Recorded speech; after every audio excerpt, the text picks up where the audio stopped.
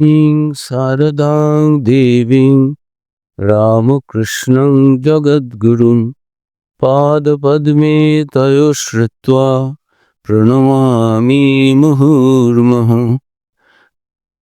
যথাগ্নির্দাহিকা শক্তি রামকৃষ্ণে স্থিতা হিয়া সর্ববিদ্যা স্বরূপাং তং শারদাং প্রণমাম্যহম।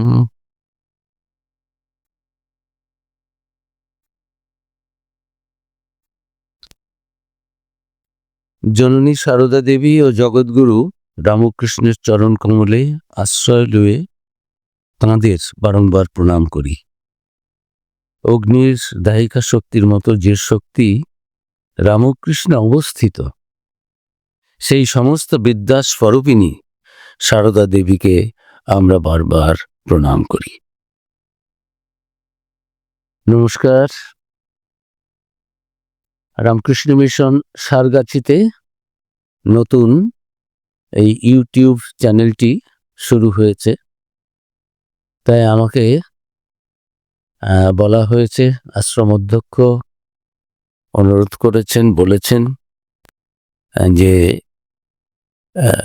এই ইউটিউবের মধ্য দিয়ে মানুষের কাছে ঠাকুরমা স্বামীজির কথা, বেদ বেদান্তের কথা, ধর্মের কথা, ঠিক ঠিক ধর্ম কাকে বলে তার কথা পৌঁছে দেওয়ার জন্যই এই ইউটিউব চ্যানেল শুরু করেছে।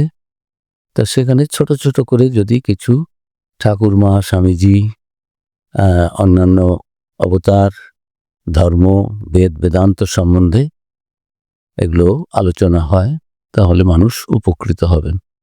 আমি তার আদেশ ধার্য করে কয়েকটি, আমিও সারগাছি এসেছি, এখানে বড় উৎসব, পরম পূজনীয় প্রেসিডেন্ট মহারাজ আজ আসছেন, আগামীকাল দীক্ষা হবে, পরের দিন এখানে কৃষি মেলার প্রদর্শনী শুরু হবে, সেটা পরম পূজনীয় প্রেসিডেন্ট মহারাজকে দিয়ে শুরু হবে। অনেক উদ্দীপনা সকলের মধ্যে, তার মধ্যে আমরা মাঝে মাঝে একটু ধর্মচর্চার চেষ্টা করব। পাঠ, আলোচনা, বক্তৃতা এগুলো থাকবে, পরম পূজনীয় প্রেসিডেন্ট মহারাজের আশীর্বাণী থাকবে, সবই এগুলো ইউটিউবের মধ্য দিয়ে যাতে ভক্তবৃন্দের কাছে পৌঁছয়, তার জন্যই এরা নতুন করে ইউটিউব খুলে এই প্রচেষ্টা গ্রহণ করেছেন। তাদের সাধুবাদ জানাই। আমরা আমাদের বক্তব্য বিষয়ে আসি। আমাকে বলা হয়েছে যে স্বামী বিবেকানন্দের জীবনে শ্রী শ্রীমা সারদা দেবীর প্রভাব, এর ওপরে যদি একটু কিছু বলি। আমরা জানি স্বামীজি ঠাকুরের প্রধানতম শিষ্য বলে পরিগণিত। সমস্ত বিশ্বময় ঠাকুরের কথা, বেদ বেদান্তের কথা যা শ্রীরামকৃষ্ণ বলেছেন, ঠাকুর নিজে বলেছেন যে ও সব দিক থেকেই নেতা হওয়ার যোগ্য, কাজেই তাকেই সমস্ত শিষ্যদের মধ্যে বলে গেছেন, নেতারূপে তাকে প্রতিষ্ঠিত করে গেছেন, ঘোষণা করে গেছেন। নরেনকেও বলেছেন, দেখিস আমার শরীর চলে যাওয়ার পরে এরা যেন সব সংসারে জাগতিকভাবে সংসারীভাবে সংসার না করে, বরং জগতের কল্যাণের জন্য যে অবতারের আগমন, জ্ঞান ভক্তি শেখানোর জন্য, পথ দেখানোর জন্য, আলো নিয়ে আসার জন্য, সেই কাজে তার এই সন্ন্যাসী শিষ্যমণ্ডলী তারা যেমন সেরকম ত্যাগের জীবন যাপন করে, এবং ভক্ত শিষ্যমণ্ডলীও যারা রয়েছেন, গৃহস্থ ভক্ত, তারাও যেন গৃহে থাকুন, গৃহস্থ হন, কিন্তু সংসারী না হয়। নরেনকে সে দায়িত্বটা দিয়েছেন। সে শ্রী মাকে ঠাকুর বলে গেছেন, আমি একাই করব, তুমি কিছু করবে না। মা বলেছিলেন, আমি মেয়ে মানুষ, আমি কি করব, মা তো লজ্জাবতী, অবগুণ্ঠনবতী, রূপ ঢেকে তুমি কে গো অপরূপা, অবগুণ্ঠনে ঢাকা। অপূর্ব মায়ের তারপরে এই সঙ্গীতটি, তা মায়ের জীবনটি সঙ্গীতের মধ্য দিয়ে বহু সঙ্গীত রয়েছে। সেই সঙ্গীতগুলো যদি আমরা শুধু গাওয়া নয়, সেগুলো যদি একটু স্মরণ মনন করি, চোখ বন্ধ করে সঙ্গীতের অর্থটা একটু ধ্যান করার চেষ্টা করি, দেখব যে এই মায়ের জীবন, ঠাকুরের জীবন, স্বামীজির জীবন বহু কবিতার মধ্য দিয়ে, সঙ্গীতের মধ্য দিয়ে, বড় বড় বক্তৃতা দিয়ে যা বোঝানো না যায়, এক একটা সঙ্গীতের মধ্য দিয়ে, একটা শ্লোকের মধ্য দিয়ে তা প্রকাশিত হয়ে যায়। এই অভেদানন্দজির একটা স্তোত্র রয়েছে, পবিত্রং চরিতং যস্যা পবিত্রং জীবনং তথা পবিত্রতা স্বরূপিণ্যই তস্যৈ দেব্যই নমো নমঃ তস্যৈ কুর্মো নমো নমঃ। এই যে মাকে প্রণাম জানিয়েছে, তুমি পবিত্রতার স্বরূপ, তোমার জীবন পবিত্র, তোমার চরিত্র পবিত্র, তোমার সব কিছু পবিত্র, মানে আর কিছু খুঁজে পাচ্ছেন না, সব কিছু পবিত্র, কোনো অ্যাডজেক্টিভ যেন যথেষ্ট না, শেষ হয়ে যাচ্ছে, যে তুমি পবিত্রতার স্বরূপ, মানে পার্সনিফিকেশন অফ পিউরিটি শ্রী মা। সেই শ্রী মায়ের প্রভাব স্বামী বিবেকানন্দের ওপরে কতটা, আজকে আমরা একটু সংক্ষিপ্তভাবে আলোচনা করব। আমরা দেখতে পাই স্বামীজির জীবনে যে ঠাকুরের প্রভাব তো রয়েছে, কিন্তু ঠাকুরের সঙ্গে স্বামীজি বড় তর্ক করতেন, প্রথম থেকেই তর্ক করতেন। তর্ক করতেন মানে অশ্রদ্ধা থেকে নয়, আমাকে বুঝিয়ে দাও, তোমার অনুভব হয়েছে, তোমার অনুভূতি হয়েছে, সেই অনুভূতিটা তো আমি এখনো অনুভব করতে পারছি না। তুমি যে সত্যের কথা, তুমি যে চৈতন্যের কথা, তুমি যে ব্রহ্মের কথা, ব্রহ্মানুভূতির কথা বলছো, সেটা আমি নিজে প্রত্যক্ষ করছি, অন্যদের জীবনে তো সেরকম দেখতে পাচ্ছি না। তোমার জীবনটা ঠিকই। তাই স্বামীজি প্রথম দিকে যেখানে যা সন্দেহ ছিল ঠাকুরকে স্পষ্ট বলতেন। তিনি স্পষ্টবাদী ছিলেন, সত্যবাদী ছিলেন। নরেন কিছু বললে, অন্যেরা সমালোচনা করলে ঠাকুর কিছু মনেই করতেন না, যে ওরা তো অজ্ঞান, ওরা কি বোঝে। কিন্তু নরেন যদি একটা কথা বলতেন, শ্রীরামকৃষ্ণের মনে সন্দেহ হতো।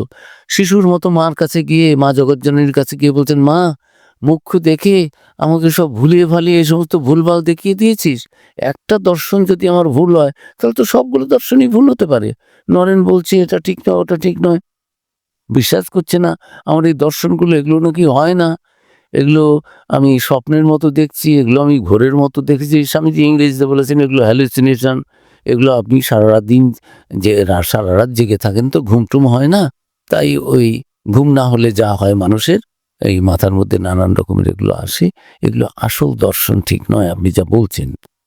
তা শ্রীরামকৃষ্ণ নরেন কিছু বললে, প্রতিবাদ করলে, সেটা গ্রহণে অসম্মত হলে তাকে তিরস্কার করতেন না। এই জগৎজননী মা কালীর কাছে গিয়ে মায়ের কাছে তিনি কমপ্লেন করতেন, শ্রীরামকৃষ্ণ, মা এটা কি তাহলে মিথ্যে? নরেন তো মিথ্যে বলে না। জগৎজননী বলছেন, নরেন ছেলে মানুষ, একদিন সব গ্রহণ করবে, ও এখনো বোঝে না, জানে না, ক্রমে বুঝবে, সে সমস্ত আমার কোনো চিন্তা নেই। ঠাকুর এসে আবার বললেন, এই মার সঙ্গে আমার কথা হলো, মা বললেন তুই কি জানিস, তুই একদিন সব গ্রহণ করবি, একদিন সব স্বীকার করবি, এখন তুই বুঝতে পারছিস না, তুই যখন জানবি, বুঝবি, অনুভব করবি, তখন তুইও গ্রহণ করবি মাকে। আমরা জানি শেষে শ্রীরামকৃষ্ণের কালী সাধন যেমন রয়েছে, নরেন্দ্রনাথেরও কালী সাধন, কালীকে বিশ্বাস করেছেন যে একজন যে চৈতন্যময়ী শক্তি যে রয়েছেন বিশ্ব জগৎ, এই যে সৃষ্টি, তার মধ্যে সেই পরব্রহ্মের যে দুটি অ্যাসপেক্ট রয়েছে, একটা অ্যাবসলিউট, একটা স্ট্যাটিক, আর একটা ডাইনামিক।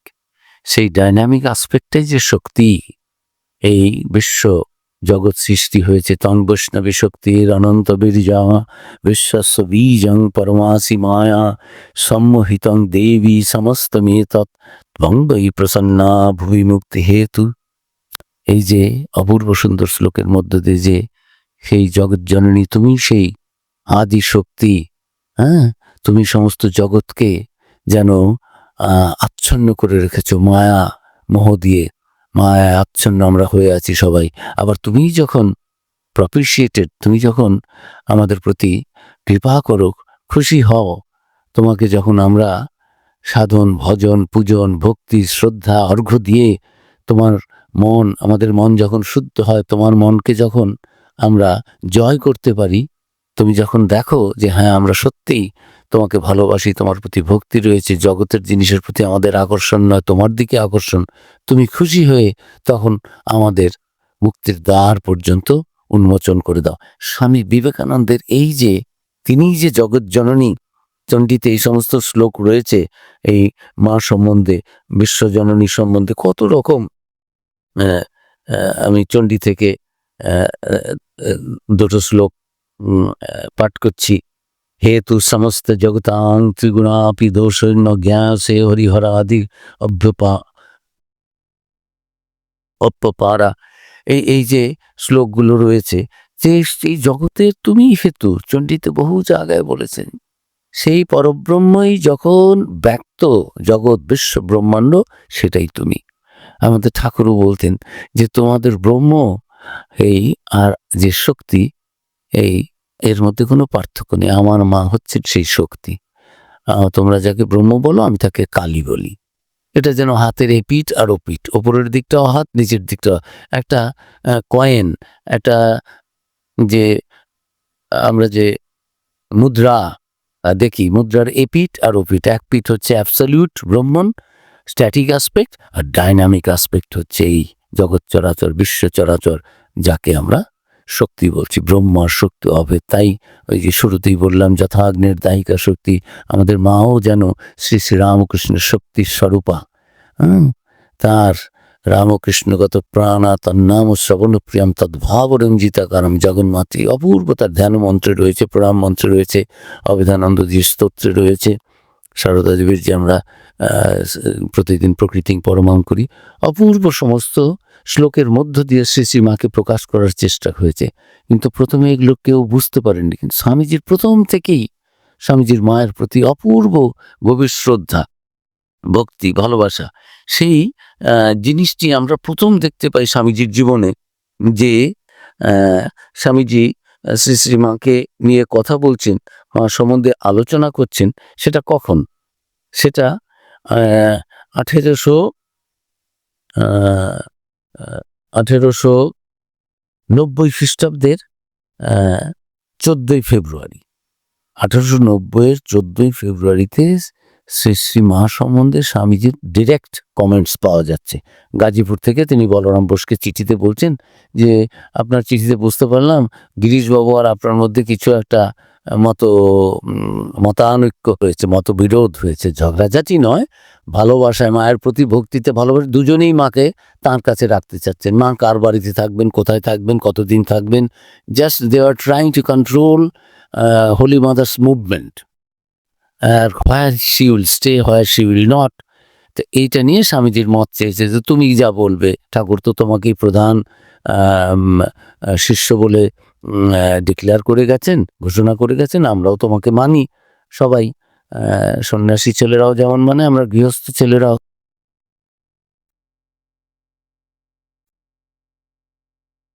গৃহী ভক্তরাও তো তোমার নির্দেশ মানি, তুমি তো সর্বতোভাবে এই নেতৃত্বের দায়িত্বে রয়েছে, যোগ্য। তাই এই ব্যাপারে তোমার মত কি? এরকমভাবে একটু কমপ্লেন করেছিলেন যে এই দুজনের যে একটু মতবিরোধ হয়েছে, মতানৈক্য হয়েছে। স্বামীজি তার উত্তরে বলছেন যে, আমি কোন নরাধম তাহার বিষয়ে কোনো কথা কহি? আমি স্বামীজিকে কোট করছি। স্বামীজি বলছেন যে যে গিরিশবাবু, আমি বলরাম বোস আর গিরিশবাবু, আপনারাও কথা বলবেন না। আপনারা কে? তিনি সেটা ডিরেক্ট না বলে বলছেন, আমি কোন নরাধম তাহার বিষয়ে কোনো কথা কই? অর্থাৎ যে মায়ের ব্যাপারে আপনারা নাক গলাবেন না। মা কিন্তু গুরুপত্নী নয়, কথার কথা মা নয়, পাতানো মা নয়। মা জগজ্জননী, বিশ্ব জননী। চণ্ডীর মধ্যে যেটা রয়েছে, রামকৃষ্ণ বারবার অনেকবার বলে গেছেন যে ওই দেখ, ওই আমাকে নানাভাবে তোরা নানান রকম অপদস্থ করিস, কথা শুনিস না, কষ্ট দিস হৃদয়, কিন্তু দেখিস তোর খুড়ির সঙ্গে যেন ওরকম করিস না। ওর ভেতরে যে শক্তি রয়েছে, তা যদি ফনা তুলে ওঠে, সে যদি কিছু করে, তাহলে কিন্তু ব্রহ্মা বিষ্ণু মহেশ্বর তোকে রক্ষা করতে পারবে না। কিন্তু তাদের তো সেই সংস্কার নেই, তারা বুঝতে পারেনি। তারা শ্রী মায়ের সঙ্গেও দুর্ব্যবহার করতেন। রামলালকে ঠাকুর বলেছিলেন, এই রামলাল, শরীর তো আমার চলে যাবে, ছেড়ে দেবো, তা তোর খুড়িকে কে দেখবে? তুই তো ভাইপো, তোরই তো এটা দায়িত্ব, তোর খুড়িকে দেখা। মেয়ে মানুষ, তার দায়িত্ব কে নেবে? তুই তোর খুড়িকে দেখিস, আমি তো থাকবো না। সেই রামলালদা কি করলেন? ঠাকুর শরীর চলে যাওয়ার পর কয়েক মাসের মধ্যেই ঠাকুরের নামে 7 টাকা করে, তখনকার দিনে ঠাকুর তো নিতেন না, সই করতেন না, চাইতেন না, কিন্তু তারা একটা অ্যাকাউন্ট খুলে ওই দক্ষিণেশ্বর মন্দির কমিটি থেকে একটা ছিল, ঠাকুরের একটা প্রণামী দক্ষিণা বাবদ, ওখানে জমা পড়তো 7 টাকা করে। রামলাল দাদা যে বললেন কি, আরে ব্রাহ্মণের বিধবা মা, তখন বৃন্দাবন, কাশী এগুলো সব ঘুরে টুরে তারপরে এসে কামারপুকুরে ছিলেন। সেই সময় মায়ের খাবার ভাতও ছিল না। মা খুপড়ি দিয়ে, কোদাল দিয়ে মাটি কুপিয়ে তার মধ্যে শাকের বীজ টিজ ফেলে কিছু এগুলো উৎপন্ন করে একেবারে নিজে অন্ন গ্রহণের ব্যবস্থা করতেন। নিজেই এগুলো ফলিয়ে আর ভাত খেতে গেলে নুন আনতে পান্তা ফুরোয় এরকম। নুনের পয়সা নেই, বাজার করার পয়সা নেই, কোনো কিছু কেনার পয়সা নেই, একটা বস্ত্র নেই। দিনের বেলা মানুষের সামনে বেরোবেন, শ্রীশ্রীমা সারদা দেবীর এইরকম গেছে যে গিঁট দিয়ে কাপড় পরছেন। এতবার গিঁট দিচ্ছেন যে সে গিঁট আর কাপড়ে নিচ্ছে না। কাপড় একেবারে নরম হয়ে গেছে, ছিঁড়ে যাচ্ছে। সেই রকম কষ্ট করে মা কি তপস্যা করেছেন। সেই মায়ের বিষয়ে রামলাল দাদা, যাকে ঠাকুর বলেছিলেন মা এরকম করে তুই যত্ন নিস দেখিস, তিনি বলে দিলেন ব্রাহ্মণের বিধবা, তার আবার খেতে টেতে হয় নাকি, ও তো জল খেয়েই থাকে, কোনো টাকা পয়সার দরকার নেই, 7 টাকাও দিতে হবে না। তখনকার দিনে 7 টাকা পেলে মা কিন্তু এরকম নিরন্ন থাকতেন না। মায়ের এরকম বস্ত্রহীন যে নিজের শরীরটাকে একটু আবৃত করতে পারছেন না,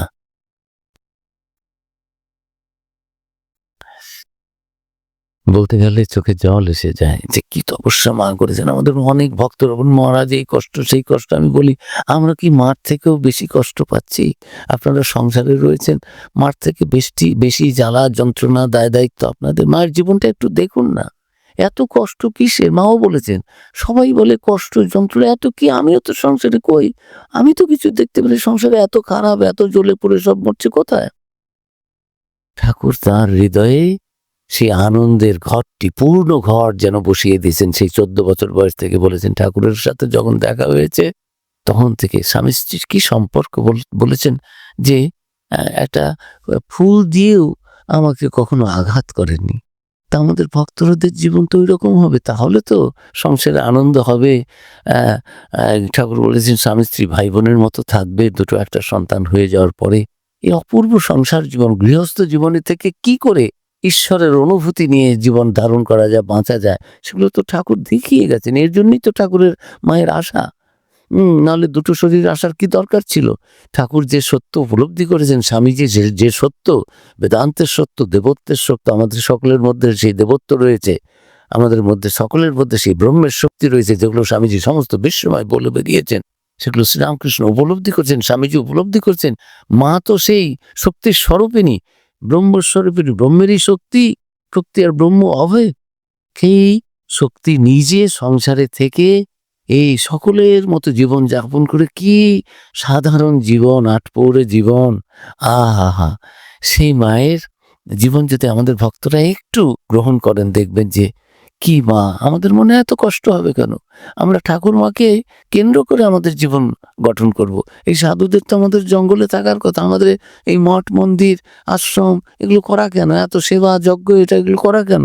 শ্রীরামকৃষ্ণ বলে গেছেন যে মঠ মন্দির জঙ্গলে গিয়েও যদি মনে তোমার সংসার থাকে তাহলে কি হলো? আর এই সংসারটাকে সংসার দেখবে কেন? এই সংসার তো নয়। সেই জগদ্ধাত এই জগৎজননীর এই শরীর, এটা বিরাট শরীর, সেই ব্রহ্মেরই বিরাট শরীর, এই শক্তির প্রকাশ এখানে। সেই এই যে পরব্রহ্মকেই বিশ্ব সংসারের মধ্যে সর্বভূতস্তম আত্মানম সর্বভূতানি চ আত্মনি দেখো, আবার সর্বং খলিদং ব্রহ্ম দেখো। আবার সেই স্বামীজি বলেছেন ব্রহ্ম হতে কীট পরমাণু সর্বভূতে সেই ব্রহ্মময়, শরীর মন প্রাণ অর্পণ করো সখে এসব আর পায়। এই সমস্তর মধ্যে সেই ব্রহ্মকে থেকে ব্রহ্ম দৃষ্টিতে, এমনকি তোমার সংসার ছেলে মেয়ে সকলকে সেই দৃষ্টিতে তোমরা দেখো, সেইভাবে সংসার করো। এক হাতে ঈশ্বরকে ধরো আর এক হাতে সংসার করো, আর কাজ কমিয়ে দাও। এক সময় 2 হাত দিয়েই ঈশ্বরকে ধরে ভগবানকে ধরে সংসার করবে, তাহলে সংসারের বন্ধনে আবদ্ধ হবে না। না হলেই তো আমরা এই যে এই যেরকম মায়া আচ্ছন্ন হয়ে আছি, সারাক্ষণ খালি বলছি কমপ্লেন, কষ্ট কষ্ট দুঃখ যন্ত্রণা। ভগবানকে ধরে থাকলে সেরকম হয় না। সেই জন্যই তো শ্রীরামকৃষ্ণের আশা, তিনি সবাইকে সংসার ছেড়ে দিতে বলেননি। তো এই সমস্ত কথা শ্রীরামকৃষ্ণ কতবার, গোটা কথামৃত পড়ুন দেখুন, রয়েছে 1000 বার 1,00,000 বার বলা সত্ত্বেও তার অন্য পার্শ্বদরা ভালো করে বুঝতে পারেননি, তার নিজের যে ভাইপো ভাগ্নে এরা বুঝতে পারেননি, গৃহস্থ ভক্তরা বুঝতে পারেননি। কে তাকে চিনেছে? রামকৃষ্ণ চিনেছে আর নরেনই চিনেছে। নরেন শ্রী মাকে প্রথম থেকেই শ্রীরামকৃষ্ণ বলুন, অন্যদের বলেছেন, নরেনকে তো আর বলেননি, দেখিস ওই যে সারদা সে কিন্তু এই তাকে সম্মান করি না। ঠাকুর জানেন নরেন শিব, ও জ্ঞান ও স্বরূপ, ওর মধ্যে জ্ঞান স্বতই উদ্ভাসিত হবে, আমাকে বলতে হবে কেন? Naren will know it by himself, he will discover it. মা কে সে কি নরেন জানবে না?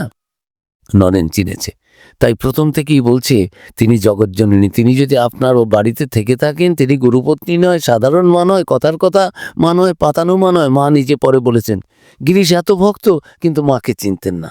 রাজা মহারাজ এত ভক্ত, মাকে দূর থেকে প্রণাম করতেন। পেশন মহারাজ ঠাকুরের শিষ্য চালা, ওই হরিপ্রসন্ন মানে আমাদের স্বামী বিজ্ঞানানন্দজি, যিনি বেলুড় মঠটা করেছেন স্বামীজির নির্দেশিত ভাব নিয়ে। বেলুড় মঠটা এই যে আমরা বড় বেলুড় মঠ দেখি, এটা এই পেছনে সব টেকনোলজি কি বলে ওটাকে, আর্কিটেকচারাল যে চিন্তা ভাবনা, সেগুলো স্বামীজি দিয়েছেন, সেটাকে তিনি রূপায়িত করেছেন। এই সেই পেশন মহারাজ, বিজ্ঞানানন্দজি মহারাজ প্রণাম পর্যন্ত করতে যাচ্ছেন না মার কাছে। স্বামীজি ধমক দিয়ে বলছেন, পেশন মা এই বাড়িতে আছেন, বলরাম বাবুর বাড়িতে, ফিরে এসেছেন তখন আমেরিকা থেকে, তুমি জানো? বলছে, আগে হ্যাঁ মাকে প্রণাম করেছো? আগে না। আরে যাও মাকে প্রণাম করো। স্বামীজিও পেছন পেছন এসছেন, জানেন না পেশন মহারাজ যে স্বামীজি তাকে ফলো করছেন। তিনি একটু মাথা নিচু করে ঢিপ করে প্রণাম করে পালাবেন, মানে মার কাছ থেকে যাবেন, পেছনে তাকিয়েছেন, দেখেন স্বামীজি। স্বামীজি বলছেন, পেশন, মা জগৎজননী, মাকে ওইভাবে প্রণাম করতে হয়। এই দেখো এইরকম ভাবে সাষ্টাঙ্গ প্রণাম করো। তিনি নিজের গুরু ভাইদের প্রণাম করাটা পর্যন্ত শিখিয়েছেন, কি করে মাকে ভক্তি করে প্রণাম করতে হয়। গিরিশ ঘোষ চিনতে পারেননি, তাকে নিরঞ্জনানন্দজি নিয়ে গেছেন জয়রামবাটিতে। মা গিরিশবাবুকে বলছেন, মা গিরিশবাবু জানতে চেয়েছেন তুমি কেমন মা? তখন মা বলছেন, গুরুপত্নী নয়, কথার কথা মা নয়, পাতানো মা নয়, সত্য জননী, সত্যিকারের মা। 5 বার বলেছেন। এগুলো স্বামীজি আমেরিকা থেকে চিঠি দিচ্ছেন যে মা ঠাকুরুন কি বস্তু তোমরা এখনো বুঝতে পারোনি। খুব অপূর্ব সেই চিঠি। 1894 সালের, ডেটটা দেওয়া নেই, মোটামুটি অক্টোবর, নভেম্বর, ডিসেম্বর এইরকম কোনো সময়। একদিনেও চিঠিটা না লিখতে পারেন, কয়েকবার করে লিখেছেন, সেই জন্যই হয়তো চিঠিটা দেননি। যখনই মায়ের কথা মনে এসেছে একটু একটু করে লিখেছেন শিবানন্দজিকে দিয়ে। বলছেন যে মা ঠাকুরুন কি বস্তু, দাদা কিছু মনে করো না, মানে আমি তো ছোট ভাই, তোমরা বয়সে বড়। শিবানন্দজি 9 বছরের বড় ছিলেন স্বামীজি থেকে, 8 বছরের। তো বলছেন যে কিছু মনে করো না, তোমরা এখনো মা ঠাকুর কি বস্তু চিনতে পারোনি, মানে আমি চিনতে পেরেছি মায়ের কৃপায়, আর তোমরা চিনতে পারোনি, তবে কমে পারো, এখন পারবে না। মা হচ্ছেন সেই জগৎজননী, জ্যান্ত দুর্গার পুজো করব, এই সমস্ত কথা বলেছেন। আগের মা আর মায়ের মেয়েরা, মায়ের মঠ। ঠাকুর বরং যান, আমার কোনো চিন্তা নাই, কোরামও, কিন্তু মা গেলেই সর্বনাশ। ঠাকুরকে কেউ বিশ্বাস করুক, অবতার বলুক, সাধু বলুক, না বলুক, আমার কোনো চিন্তা নাই, কিন্তু যার মায়ের ওপরে বিশ্বাস নেই তাকে তোমরা তাকে ঘৃণা করো, তাকে ছি ছি ছি, তার প্রতি কোনো দরদ স্বামীজির নেই। যে কেউ মাকে, ঠাকুরকে বিশ্বাস করুক না করুক, আমার কোনো চিন্তা নেই, কিন্তু মাকে যাতে ভক্তি করে সকলে, এটা স্বামীজি চাইতেন এবং বলতেন যে মায়ের উপর যার ভক্তি নেই তার প্রতি আমার কোনো স্নেহ বা কিছু টান নেই। তার মহা অনিষ্ট, তার মানে পৃথিবীবতস্য জীবনম, তা ফাই অন হিম, এরকম তাকে ধিক্কার দিই। স্বামীজির কথা, যিনি সবাইকে ভালোবাসেন, এই মায়ের যে অপূর্ব প্রভাব স্বামীজির উপরে, সেটা আমরা প্রথম থেকে দেখতে পাই, এবং তিনি মাকে সমস্ত জগৎময় চিনিয়েছেন। বেশ কয়েকটা ঘটনা খুব সংক্ষিপ্তভাবে বলবো, এগুলো অল্প সময়ের মধ্যে রেকর্ড করার কথা। এত ঘটনা স্বামীজি আর মায়ের জীবনে। মায়ের আদেশ ছাড়া, শ্রীরামকৃষ্ণের শরীর চলে যাওয়ার পরে মায়ের আদেশ ছাড়া স্বামীজি কোনো বড় ঘটনা, কোনো বড় ডিসিশন নিতেন না। সে বিদেশে যাবেন, এরপরে দেখতে পারি পাই যে 1890 খ্রিস্টাব্দের জুলাই মাসে মা যখন ঘুষুরিতে ছিলেন, মায়ের আশীর্বাদ নিয়ে তিনি ওই হিমালয়ে যাচ্ছেন সাধনা করতে, মায়ের কাছে আশীর্বাদ প্রার্থনা করছেন। মাও বলছেন, গঙ্গাধর তুমি নরেনকে নিয়ে যাচ্ছ, তোমার হাতেই কিন্তু আমাদের সর্বস্ব তোমাকে দিলুম। নরেন হচ্ছে ঠাকুরের মাথার মণি শ্রীমা, তখন ওর জগৎ বিখ্যাত স্বামী বিবেকানন্দ হননি, মার কাছে নরেন। সেই নরেন যাচ্ছেন 1890 খ্রিস্টাব্দে, তিনি তপস্যায় যাবেন। মা বলছেন গঙ্গাধর, গঙ্গা দেখো আমার নরেনের যেন খাওয়ার অভাব না হয়। তিনি যাচ্ছেন তপস্যা করতে, না খেয়েই তো থাকার কথা। মা বলছেন দেখো ওর খাবার কষ্ট না হয়। বাবা তোমার ভগবান লাভ হোক, তোমার নির্বিকল্প সমাধি হোক, ঠাকুর যা যা বলেছেন তোমার সম্বন্ধে সব বলে যাক, আমি আশীর্বাদ করছি। তা না করে বলছেন নরেন যেন খেতে পড়তে পায়। নরেন কি খেতে পড়তে, মায়ের কি আশীর্বাদ। মা জানেন নরেন কে, কিসের জন্য এসেছে, মাও জানেন, ঠাকুরও জানেন। নরেন তখনও পুরোটা জানেন না। নরেনের এই যে যেন মনে হয় নিজেকে জানেন না, সেই স্ব আরোপিত যে অজ্ঞানের একটু হালকা যেন আবরণ নরেনের সম্বন্ধে, নরেনের নিজের, ঠাকুর নিজে বলেছেন ও যখন ওকে জানতে পারবে তখন চোচা করে দৌড় দেবে, ওই শরীর ছেড়ে দেবে, চোচা করে দৌড় দেবে। মায়ের সম্বন্ধে বলেছিলেন ঠাকুর, আর স্বামীজি সম্বন্ধে বলেছিলেন, তখন ওর শরীর ছেড়ে দেবে। চাবি এখন আমার কাছে থাকলো, মায়ের কাজ করো তারপরে। তো এই নরেন মায়ের আশীর্বাদ নিয়ে হিমালয়ে গেলেন, সেখান থেকে সমস্ত ভারত ঘুরে দেখলেন। ম্যাড্রাস থেকে মাকে চিঠি দিচ্ছেন বিদেশে যাওয়ার জন্য। সবাই বলছে ঠাকুরও আমাকে দেখাচ্ছেন বিদেশে যেতে, কিন্তু আমি ডিসিশন নিতে পারছি না। আমি যাব ঠিক করেছি, কিন্তু তবুও তুমি বলো, আপনি বলুন যে যাব কি যাব না। মা বলে পাঠালেন, হ্যাঁ বাবা, আমিও ঠাকুরের আদেশ পেয়েছি, ওটা ঠাকুরেরই কাজ, তুমি যাও। আর স্বামীজি এত খুশি যে মা আশীর্বাদ দিয়েছেন, আর কোনো চিন্তা নেই। This is not my decision, this is Sri Ramakrishna's activity work and it will be successful. I am not doing anything myself. আমি নিজে কিছু করছি না, এটা আমার ইগো অহংকার নয়, আমি বক্তৃতা দিয়ে মানুষকে জানাবো, ধর্ম প্রচার করবো, সেটা স্বামীজি বুঝলেন। তা মায়ের আশীর্বাদ নিয়ে রওনা হলেন। সেখানে বিশ্বের আমরা জানি তো ইতিহাস হয়ে আছে প্রথম দিনের বক্তৃতা থেকেই সমস্ত দিনের, এই 11ই সেপ্টেম্বর থেকে 27শে সেপ্টেম্বর পর্যন্ত কি অপূর্ব সুললিত কণ্ঠে ইংরেজি ভাষা, এমন ইংরেজি যারা ইংরেজ তারা বলেছে এমন ইংরেজি শুনিনি, আর যারা চিন্তাশীল মানুষ তারা বলছে যে কি বক্তৃতা, কি অপূর্ব, এর মধ্যে কোনো ধর্মের ঘৃণা নেই, কোনো ধর্মকে ছোট করা, আমার ধর্ম বড়। রোমানুল্লাহ বললেন, of all the speakers in the Parliament of Religions, all spoke of their own gods and goddesses of their own religions, but it was he, Swami Vivekananda, who spoke of all the gods and goddesses of all religions. অপূর্ব, একজন বিদেশি Nobel laureate, রোমারোলা Christian, তারা 30 বছর পর স্বামীজির বই পড়তে গিয়ে এই সমস্ত পড়ে বলছেন যে একেবারে বিদ্যুতের অনুভূতি যেন পাচ্ছি। কত বড় বড় মহাপুরুষরা, যারা বিশ্বময়, শুধু ভারতীয় নয়, ভারতের বাইরের যারা, তারা বলেছে যে অপূর্ব সব কথা, এর মধ্যে কোনো গোড়ামি নেই। আকাশের মতো বিরাট বিশাল বিস্তৃত এই সব চিন্তা ভাবনা, আর সমুদ্রের মতো গভীর, আর এর মধ্যে কোনো সেক্টারিয়ানিজম নেই, কোনো ডগমাটিজম নেই, কোনো ফান্ডামেন্টালিজম নেই, কোনো রকমের সংকীর্ণতা, ন্যারোনেস নেই, বিগট্রি নেই। অপূর্ব যে ধর্মের কথা, যে চিন্তার কথা, যে দর্শনের কথা স্বামী বিবেকানন্দ বলে গেছেন, এটাই তো হওয়া উচিত। স্বামী বিবেকানন্দের এত সমস্ত বিশ্বময় যে সুখ্যাতি হলো, স্বামীজির দেশে ফিরে মাকে প্রণাম করে বলছেন এই মার জন্যই সব। আমেরিকা থেকেও চিঠি দিচ্ছেন, আমি তো দেখতে পাচ্ছি আমার জায়গায় মার থেকে, বাবার থেকে মায়ের আশীর্বাদ আমার উপর বেশি। সেই নরেন্দ্রনাথ স্বামী বিবেকানন্দ মার কাছে এসে বলছেন, মা এই তোমার আশীর্বাদ নিয়ে গিয়েছিলাম, সব ঠিকঠাক আছে তো, ঠাকুরের কথাই বলেছি তো, আমার অন্য কিছু। মা আশীর্বাদ করে বললেন, বাবা আমি প্রাণ ভরে আশীর্বাদ করছি, সমস্ত বিশ্ব তোমাকে বিশ্ব গুরু বলে মানবে, শিক্ষক বলে মানবে। তুমি তো ঠাকুরের যে কথা, এই যে ফলে যাচ্ছে এখন তোমার সম্বন্ধে, ঠাকুর তোমাকে বলেছেন, ঠাকুরের কৃপায় দেখবে ভবিষ্যতে তুমি বিশ্ব শিক্ষক বলে পরিচিত হবে, মানুষ তোমাকে গ্রহণ করবে। আর ঠাকুরের কাজই করেছো, ঠাকুরের অনেক কাজ তোমার দ্বারা তিনি করিয়ে নেবেন, তুমি সেগুলো করো। মা স্বামীজিও বলছেন আশীর্বাদ করো যেন তার সেগুলো, ঠাকুরের শরীর তো চলে যাবে, ঠাকুরের সব কাজ যেন করতে পারি। মায়ের আশীর্বাদ নিয়ে প্লেগের সময় প্লেগ শুরু করলেন। প্লেগের সময় টাকা নেই, পয়সা নেই, বিক্রি করে দেবেন সে আশ্রম বেলুড় মঠ। মা বললেন, বাবা আশ্রম তো তোমার নামে নয়, ওটা তো অন্যান্যরা ট্রাস্টি রয়েছে, আর একটা রিলিফ করতে গিয়ে বেলুড় মঠ চলে যাবে। আর স্বামীজি জানতেন, মা প্রার্থনা করেছিলেন ঠাকুরের কাছে, ঠাকুর বৌদ্ধ সাধুগুলো দেখেছি গয়াতে ওই সারনাথে বুদ্ধ গয়া দেখেছি যে ওদের কত বড় বড় গদি, সব কত মানুষ আসছে, কত খাবার দাবার, বিছানা পালঙ্ক রাজকীয়ভাবে থাকে। আমার ছেলেগুলো রাস্তায় রাস্তায় ঘুরে বেড়ায়, পথে পথে তাদের একটা গাছতলা পর্যন্ত নেই, কোথায় থাকবে, একটু খাবার নেই, দাবার নেই। ঠাকুর, তুমি তাদের জন্য একটা ব্যবস্থা করো, একটা আশ্রম করো, একটা কিছু জায়গা আশ্রয় করো, যেখানে ওরা তোমার ভাব নিয়ে সব সাধন ভজন করবে, থাকবে। আর এই সমস্ত সংসার তাপদগ্ধ গৃহী ভক্ত এরা আসবে, যারা কত জ্বলে পুড়ে মরছে সংসারে, তারা ওদের কাছে এসে একটু তোমার কথা শুনবে, একটু সাধন ভজন করবে, তোমার কথা শুনে জুড়বে তাদের জীবনটা। তোমার তো এই জন্যই আসা, নাহলে তুমি এলে চলে গেলে আর এই কয়েকটা সাধু এর সাধন ভজন করলে তার জন্য তো তুমি আসনি ঠাকুর।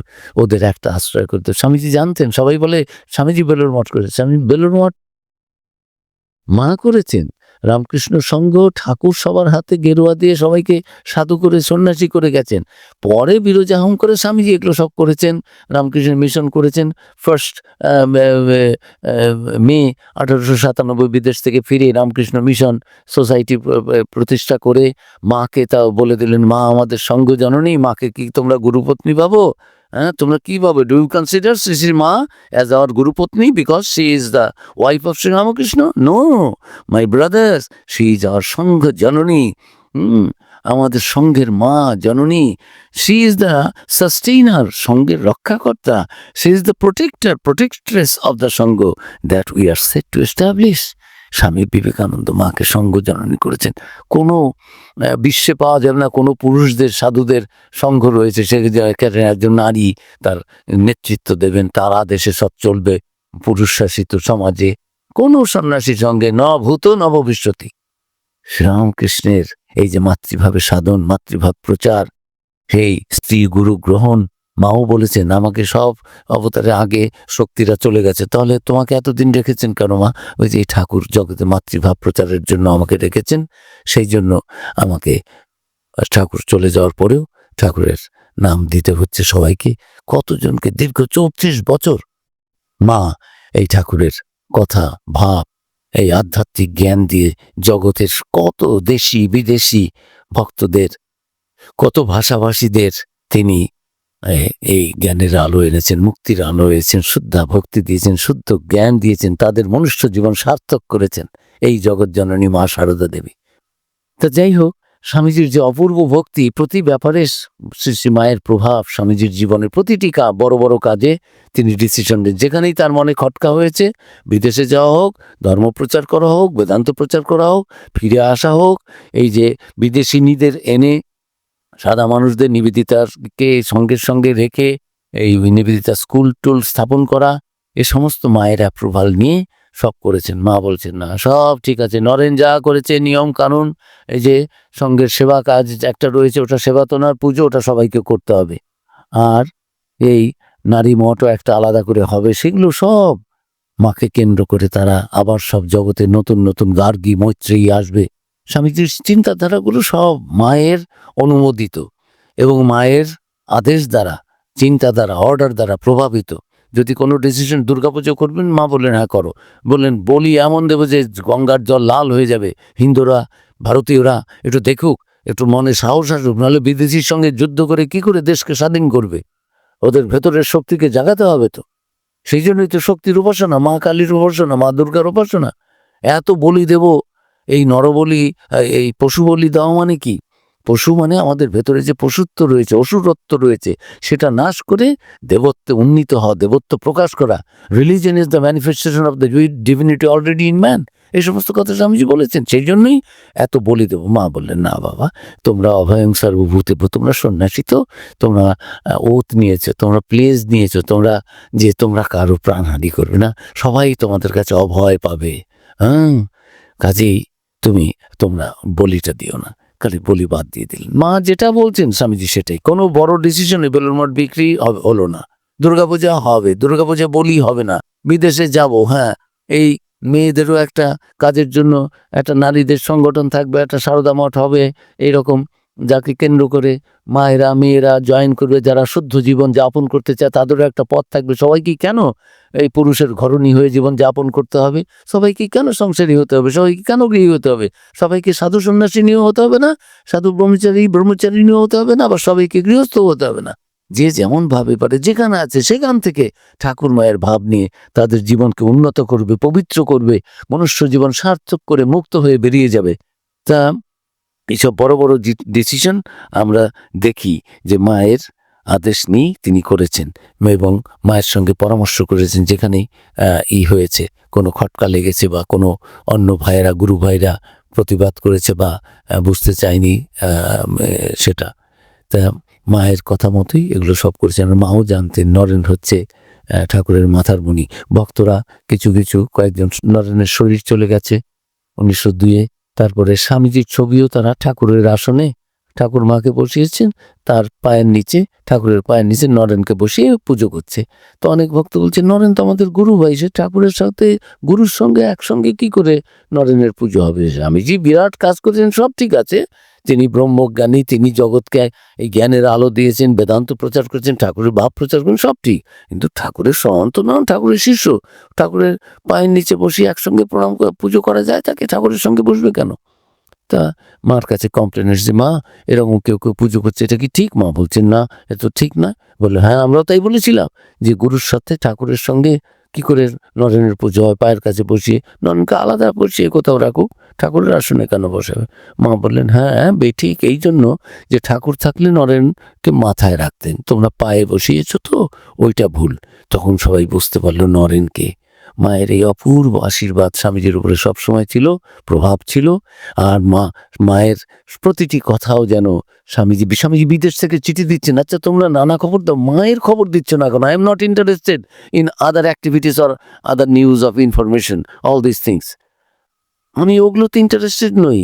মাকে কে দেখছে, মা কোথায় আছেন, মায়ের কোনো কষ্ট হচ্ছে কিনা, বিদেশ থেকে চিঠি দিতেন। মায়ের প্রতি তার অপূর্ব একটা বিশ্বাস, ভক্তি।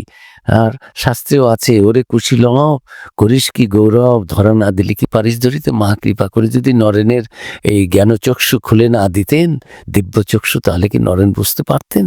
কাজেই এটাও দেখতে পাই মায়ের অপূর্ব স্নেহ নরেনের প্রতি রয়েছে এবং নরেনের কাছে নিজের স্বরূপ যেন তিনি প্রকাশিত করেছেন। সকলের আগে নরেন জেনেছে মাকে, শ্রীরামকৃষ্ণের সঙ্গে তিনি অভেদ অভিন্ন। যখন পুঁথি লিখেছে শাকচুন্নি, তখন সেখানে বলছেন না পুঁথি ভালো হয়েছে, কিন্তু শক্তির আরাধনা কোথায়?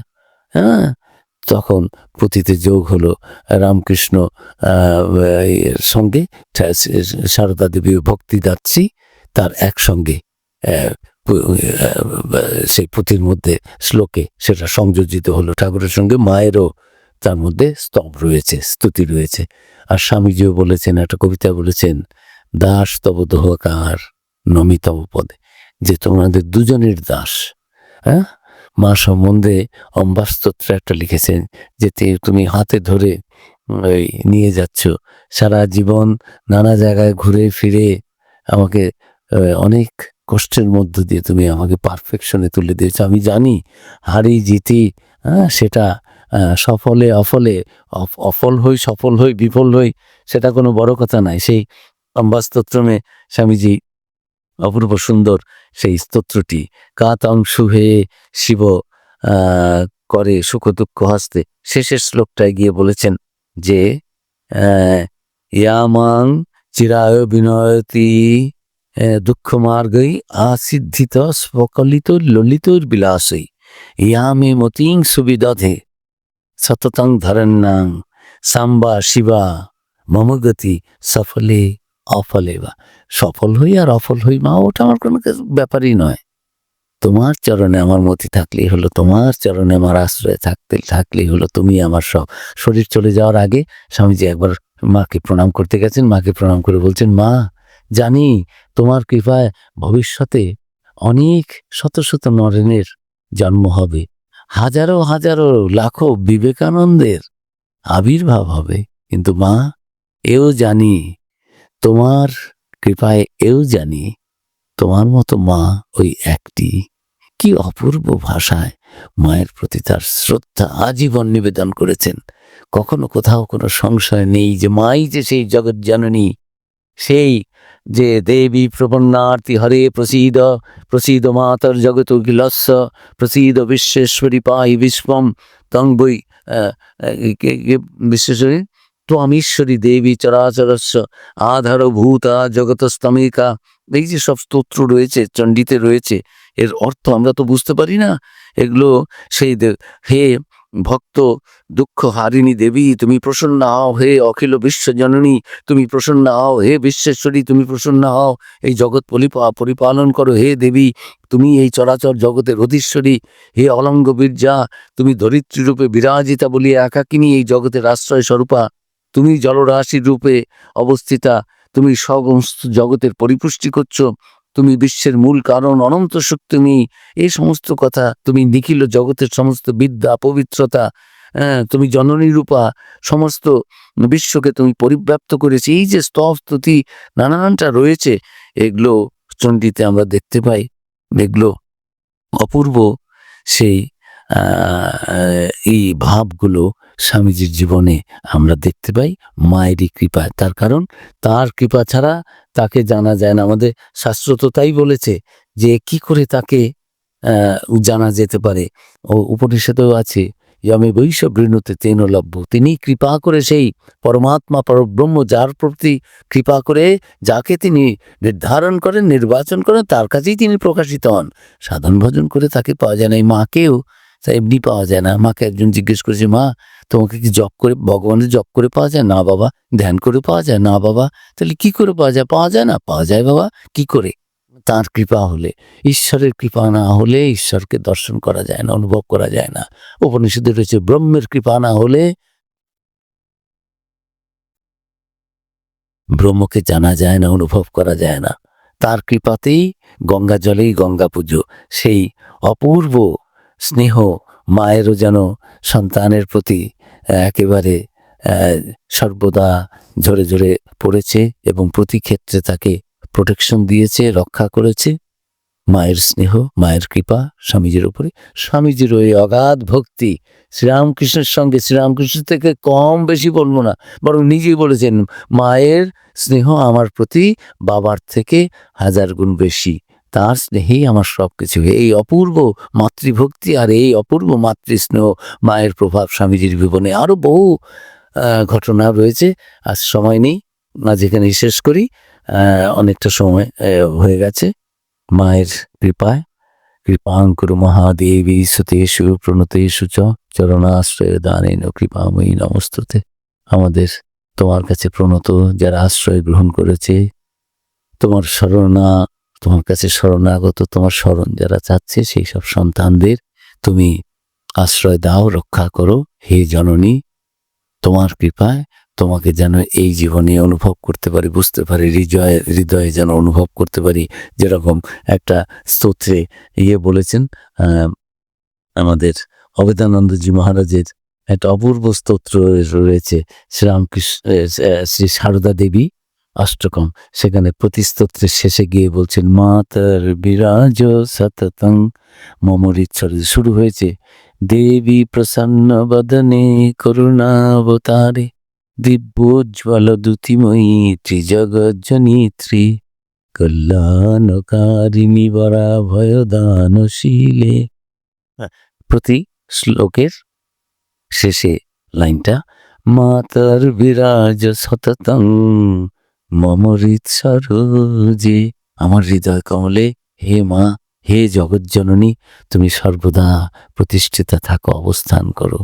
এই রকম কথাই তো তুলসীদাসও প্রার্থনা করেছিলেন রামচন্দ্রকে। দেখা যায়, বলা যায় যে আমার সব দ্বিধাদ্বন্দ্ব দূরে যা, তুমি আমার হৃদয়ে অবস্থান করো, বসো। মার কাছে প্রার্থনা, তিনি আমাদের সকলের হৃদয়ে সাধু, ভক্ত, জ্ঞানী, অজ্ঞান, ধনী, নির্ধন, দেশি ভক্ত, বিদেশি ভক্ত, পুরুষ, নারী, সকলের পাপী তাপী, মা তো বলেছেনই আমি সকলের মা। তোমার কৃপা আমাদের সকলের উপরে সদা সর্বদা বর্ষিত হোক। সেটা তো হচ্ছেই, তবু আমরা যেন সেটা বুঝতে পারি, জানতে পারি, সচেতনভাবে আমাদের সেই চৈতন্যকে তুমি চেতনাকে চৈতন্যায়িত করে দাও, জাগিয়ে দাও, আমরা যেন বুঝতে পারি যে হ্যাঁ, তুমি আমাদের সেই জগৎ জননী এবং জন্ম জন্মান্তরের মার গণ্ডি ভাঙা মা। তুমি আমাদের সর্বদা কোলে করে আছো এবং রক্ষা করছো। তোমার এই কৃপায় তোমাকে যেন এই জীবনেই তোমার অবস্থান হৃদয়ে অনুভব করে মনুষ্য জীবন সার্থক করতে পারি।